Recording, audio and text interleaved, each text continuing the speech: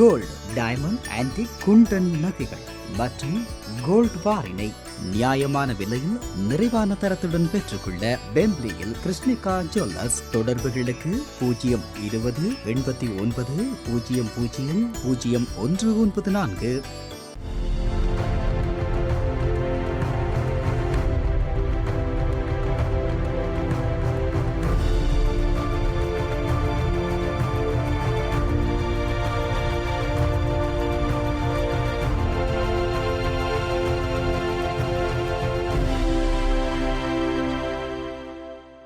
வணக்கம். இது ஐபிசி தமிழின் செய்தி வீச்சு. இன்றைய செய்தி வீச்சிலும் இலங்கை மற்றும் உலக நிலவரங்கள் காத்திருக்கின்றன.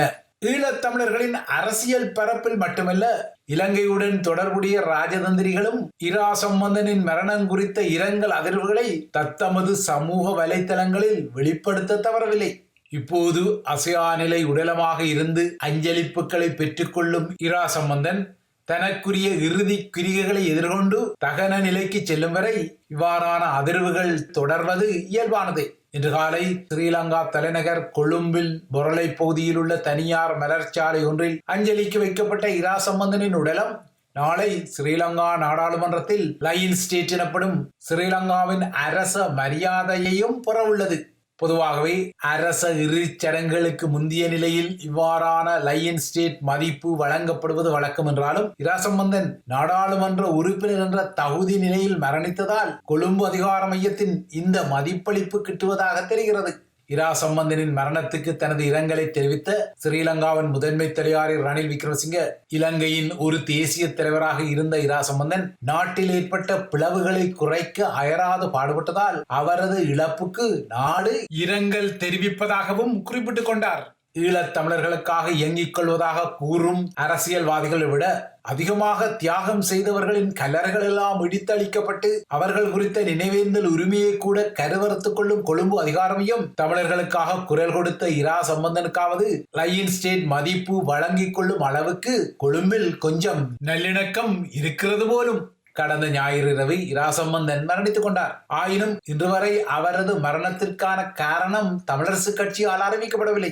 வெளிப்படைத்தன்மை, கருத்து சுதந்திரம், கருத்து சுதந்திரத்தை மறுக்கும் பாசிசம் குறித்து ஊருக்கு உபதேசித்துக் கொள்ளும் புரவலர்களை கொண்ட அந்த கட்சியில் 91 வயதில் இருந்த ஒரு முக்கிய முகம் மறைந்தாலும் கூட அந்த மரணம் எவ்வாறு ஏற்பட்டது என்பது குறித்து அறிவிக்க வேண்டிய கடப்பாட்டை கொண்டுள்ளது. ஆனால் இந்த விடயத்தில் தமிழரசு கட்சி இதுவரை கமுக்கமாகவே உள்ளது.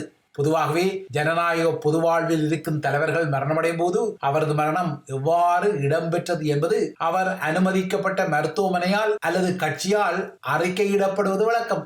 ஆனால் தமிழர்களின் அரசியல் பரப்பு பொதுவாழ்வில் 50 வருடங்களுக்கு மேலாக இருந்த இரா சம்பந்தனின் மரணத்தில் இந்த நடைமுறையை காணவில்லை. ஒருவேளை தமிழர்களின் விடயத்தில் இரா சம்பந்தனும் சில விடயங்களை கமுக்கமாக செய்து கொள்வதால் தமிழரசின் புரவலர்களும் அவரது மரணத்தின் விடயத்தில் இவ்வாறு கமுக்கமாக நடந்து கொண்டார்கள் போலும். ஏற்கனவே குறிப்பிட்டது போல இரா சம்பந்தனுக்கு தமிழர் தரப்பு அரசியல் சமூக முகங்கள் மட்டுமல்ல, ஸ்ரீலங்கா தரப்பிலிருந்தும் அனைத்துலக தரப்பிலிருந்தும் இரங்கல்கள் கிட்டியுள்ளன. அந்த வகையில் ஸ்ரீலங்காவில் ரணில் விக்ரமசிங்க முதல் சஜித் பிரேமதாச வரை, இந்தியாவில் பிரதமர் நரேந்திர மோடி முதல் தமிழக முதல்வர் ஸ்டாலின் வரை, அதேபோல ராஜதந்திரிகளில் சந்தோஷ் யா முதல் ஜூலிசங் வரை, அதற்கும் அப்பால் இலங்கையில் உள்ள ஐநா ஒருங்கிணைப்பாளர் மார்க் ஆண்ட்ரே பிரான்ச் வரை தத்தமது தரப்பில் இரங்கல் செய்திகளை வெளியிட்டுக் கொண்டனர். ஆனால் இவ்வாறான இரங்கல் செய்திகள் வெளிப்பட்ட அதே சமூக வலைத்தளத்தின் இன்னொரு முனையில் இரா சம்பந்தன் மீதான விமர்சனங்களும், கவிஞர் தாமரை எழுதிய மரணித்தவர்களை விமர்சிப்பதில்லை என்ற தமிழர் நன்மரபுக்கும் காலாவதி உண்டு, காலத்துக்கேற்ற மாற்றமும் அதில் உண்டு என்ற வார்த்தைகளின் உலாவுதல்களும், மக்களுக்காக வாழ்ந்தவரின் மரணம் மலையை விட கனமானது எனவும் தனக்காக வாழ்ந்தவரின் மரணம் இறகை விட லேசான பாரங்கொண்டதென சீன தலைவர் மாவோ சேதுங் சொன்ன வரிகளின் உலாவுதல்களும் இருக்கத்தான் செய்தது. தமிழர்களின் பண்பாட்டு தரப்பில் இருக்கும் நீத்தாரை இழிவுபடுத்தக் கூடாது என்ற பண்பு உண்மையில் நல்ல பண்பு. ஆனால் அதற்காக அரசியல்வாதியான இரா சம்பந்தனின் அரசியல் பலவீனங்களை அவரது மறைவுடன் நினைவூட்டிக் கொண்டால் அது ஒன்றும் அதனை இழிவுபடுத்துதல் இல்லென்றால் நீத்தாரை அவமதிக்கும் வகைக்குள் அடக்கிவிட முடியாது. இது நிச்சயமான புரிதலுக்குரிய விடயம். பொது வாழ்வில் உள்ள ஒருவரின் மறைவுக்கு பின்னர் அவரது பெருமநிலை குறித்த புகழாரங்களை ஒரு தரப்பு வெளியிட்டால் இன்னொரு தரப்பு மறைந்தவரின் பலவீனங்களையும் சுட்டிக்காட்டத்தான் செய்யும். ஆகையால் புகழாரங்களோ அல்லது பலவீனங்களை சொல்லும் உணர்வுகளின் வெளிப்பாடுகளோ இரண்டையும் சமநிலையாகவே நோக்க வேண்டும். ஏனெனில் நீத்தாராக இருந்தாலும் அவரது நகர்வுகளால் பாதிப்புகள் இருந்தால் அதனை சொல்வதற்கும் உரித்துக்கள் நிறையவே உள்ளன. இரா சம்பந்தனின் மறைவுக்கு பின்னர் வெளியான அஞ்சலி குறிப்புகளில் அவரது இழப்பு ஈழத்தமிழர்களுக்கு பேரிழப்பு என்ற முத்தாய்ப்பான வசனங்கள் அதிகமாகவே உலா வந்தன. அதேபோல இரா சம்பந்தன் தனது மரணத்தின் மூலம் ஒரு வெற்றிடத்தை ஏற்படுத்தி விட்டதான புகழாரங்களும் அதிகமாக இருந்தன. ஆனால் இவை வெறும் வார்த்தை சிலம்பங்கள் என்பதே யதார்த்தமானது. ஏனென்றால் ஈழத்தமிழ் மக்களுக்கு உண்மையான பேரிழப்பு 2009 ஆண்டிலேயே வந்துவிட்டது. இரா சம்பந்தனை பொறுத்தவரை அவர் கடந்த 3-4 வருடங்களாக துடிப்பான இயங்கு நிலை அரசியலில் இல்லை என்பதும் நோயுடன் அவர் போராடியதும் யதார்த்தமான ஒரு விடயம். ஆகையால் தொழில்நுட்ப ரீதியாக நோக்கினால் அவரது வெற்றிடம் கடந்த சில வருடங்களாகவே இருக்கத்தான் செய்கின்றது. அவ்வாறாக இருக்கக்கூடிய வெற்றிடத்தை பிடிப்பதற்காக தமிழரசு கட்சியில் ஒரு குடிமிப்பிடி இழுவரை கட்சியின் 2ஆம் நிலை தலைவர்களுக்குள் உருவாகி அதுவே இப்போது நீட்சியடைந்து ஸ்ரீலங்காவின் நீதித்துறையில் அல்லாடுவதும் இரா சம்பந்தனின் மரணத்தின் பின்னணியில் நோக்கப்பட வேண்டிய இன்னொரு விடயம். இரா சம்பந்தனை பொறுத்தவரை அவர் ஒரு அரசியல்வாதியாக தனது ஆங்கில புலமை, வாதத்திறன், ஈழத்தமிழர்களின் வரலாறு குறித்த வெளிப்படுத்தல்களை பயன்படுத்தி கொண்டார் என்ற விடயத்தை எவ்வளவுக்கு எவ்வளவு மறுத்து கொள்ள முடியாதோ அவ்வளவுக்கு அவ்வளவு தனது இனத்திற்கு முழுமையாக தியாகம் செய்த ஒரு மக்கள் தலைவராக அவர் இல்லை என்ற விமர்சனங்களுக்கும் கனதியுண்டு. அதேபோல இரா சம்பந்தனிடம் ஒரு ஆளுமை இருக்கக்கூடும். ஆனால் இனத்துக்காக தன்னை அர்ப்பணித்து நாற்காலி அரசியலுக்கு அப்பால் ஒரு தார்மீக அரசியலை செய்யும் அறம் அவரிடம் இருந்ததாக தெரியவில்லை. தன்னுடைய பெயர் எப்போதும் தமிழர்களின் முன்னரங்கில் இருக்க வேண்டும் என்ற விடயத்தில் இரா சம்பந்தனுக்கு இருந்த கவனம் இனத்தின் மீது அவருக்கு உள்ளார்த்தமாக இருந்ததா என்றால் அதில் நிச்சயம் ஒரு வினா இருக்கத்தான் செய்யும். இரா சம்பந்தனை பொறுத்தவரை தமிழினத்திற்காக அர்ப்பணிக்க கூடிய ஒரு தலைவராக அவர் இருந்திருந்தால் ஸ்ரீலங்கா நாடாளுமன்ற அரங்கில் நாளை அவருக்கு லயன் ஸ்டேட் எனப்படும் தேசத்தில் தூங்கும் மரியாதை கிட்டிக்கொள்ள முன்னர் ஒட்டுமொத்த ஈழத்தமிழினத்தின் நெஞ்சங்களில் லயன் ஸ்டேட் மரியாதை கிட்டியிருக்கும். ஆனால் இன்று ஒட்டுமொத்த ஈழத்தமிழினமும் இரா சம்பந்தனின் இழப்புக்காக பெரிதும் துக்கித்துக் கொள்ளவில்லை என்பதும் இன்னொரு யதார்த்தம். 2009 இடம்பெற்ற முள்ளிவாய்க்கால் பேரழிவுடன் தமிழர்களின் டிஃபெக்டோ ஸ்டேட் எனப்படும் நடைமுறை அரசு ஒழிக்கப்பட்ட பின்னர் ஈழத்தமிழினத்தின் முகமாக அனைத்துலக அரங்கில் வடிவமெடுத்த இரா சம்பந்தன் ஆக குறைந்தது 2009 ஆண்டுக்கு பின்னராவது தன்னை முழுமையாக இனத்துக்காக அர்ப்பணித்து ஒரு அரசியல் பணியை செய்திருந்தால் தமிழர் அரசியல் பரப்பு நிலை இன்று எங்கோ சென்றிருக்கக்கூடும். ஆனால் இரா சம்பந்தன் இந்த தார்மீகத்தை செய்ய தவறி சுயநல இருமாப்புடன் அனைத்துலக அரங்கை குளிர்வித்துக் கொள்வதாக எண்ணி ஸ்ரீலங்கா நாடாளுமன்றத்திலேயே பல்லாயிரம் தேசிய புதல்வர்கள் காவு கொடுக்கப்பட்ட போராட்டத்தை பயங்கரவாதம் எனவும் அவர்கள் பயங்கரவாதிகள் எனவும் விழித்து உரையாற்றி கொண்ட காணொளிகள் அவரது மரணத்தின் பின்னர் மீண்டும் உலாவர தலைப்படுகின்றன.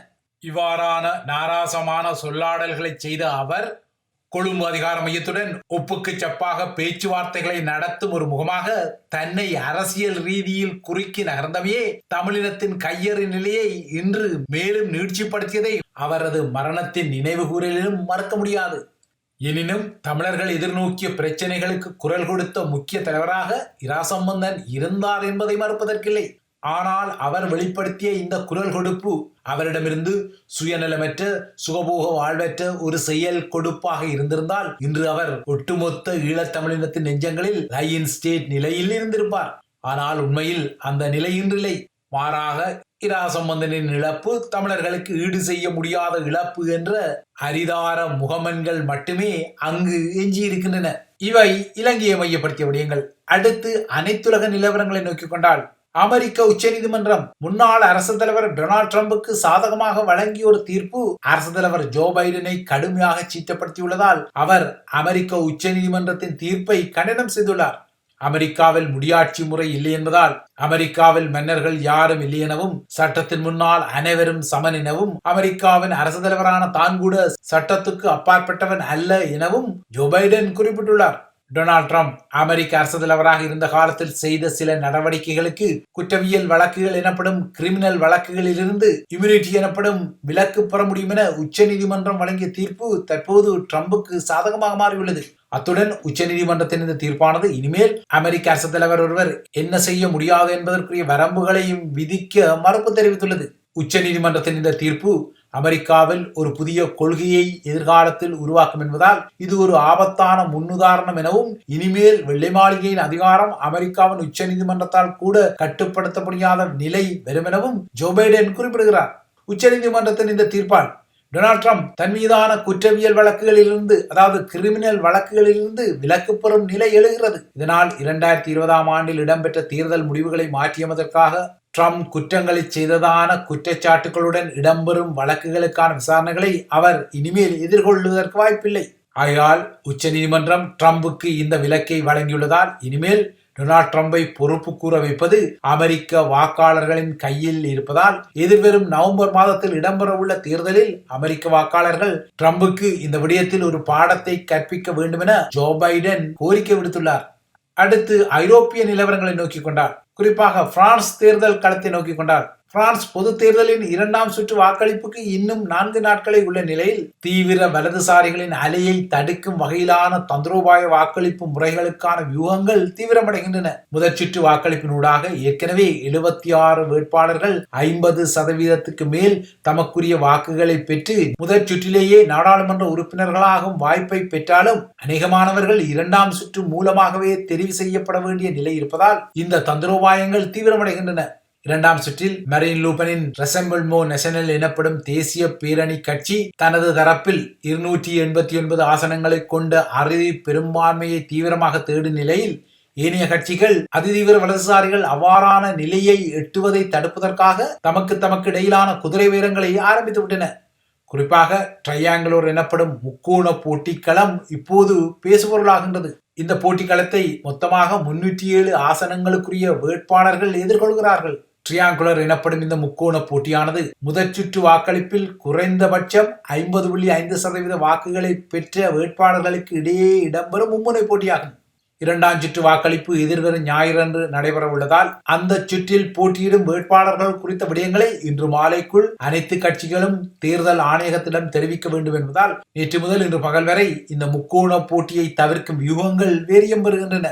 இந்த முக்கோண போட்டியூடாக அதிதீவிர வலதுசாரிகள் வெற்றி அடைவதை தடுப்பதற்கான வியூகங்கள் வீரியம் பெறுகின்றன. இதன் அடிப்படையில் தீவிர வலதுசாரி தேசிய பேரணி வேட்பாளர்களை வெற்றி பெறுவதை தடுப்பதற்காக முதற் சுற்று வாக்களிப்பின் போது 3வது இடத்தை பிடித்த வேட்பாளர் தனது மீளெடுப்பை அறிவிக்க வேண்டிய நிலை எழுந்துள்ளது.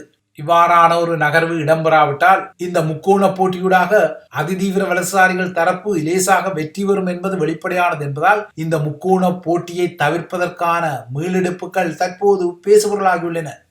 நேற்றிரவு வரை இடதுசாரிகளும் மக்ரோன் தரப்பு வேட்பாளர்களும் தேசிய பேரணியின் வெற்றியை தடுப்பதற்காகவும் தமது இன்னொரு போட்டியாளரை வெற்றி கொள்ளும் சூழலை ஏற்படுத்துவதற்காகவும் போட்டியிலிருந்து விலகுவதாக அறிவித்துள்ளனர்.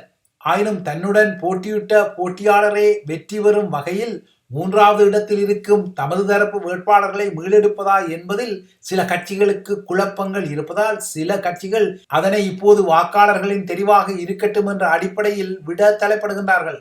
இந்த நிலையில் எதிர்வரும் நாடாளுமன்றத்தில் தீவிர வலதுசாரிகள் அறுதி பெரும்பான்மையை பெற்று ஆட்சியை அமைக்கும் நிலையை தடுப்பதற்காக 3வது பாதையாக ஒரு பன்மை நாடாளுமன்றத்தை உருவாக்குவது பரவாயில்லை என்ற அடிப்படையில் பிரதமர் கேப்ரியல் அட்டால் வாக்காளர்களுக்கு அறிவுறுத்தல்களை வழங்குகிறார்.